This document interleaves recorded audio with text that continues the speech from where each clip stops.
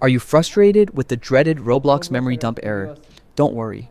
It's a common issue on Windows 11, and I'll show you a quick and easy way to fix it. First, go to your Start menu and search for Windows Security. Click on it to open, and once you're inside, look for Device Security. Don't worry if it looks confusing. Just click anywhere in that section. Next, scroll down and select Core Isolation Details. This is where the magic happens. You'll see a setting called Memory Integrity. If it's turned on, that's likely what's causing the memory dump error in Roblox. Simply toggle it off. After turning off memory integrity, restart your computer to make sure the changes take effect. Once you're back, launch Roblox again, and you should be free of that error. It's that simple. No complicated tweaks, no risky software, just a few clicks and your game is back on track.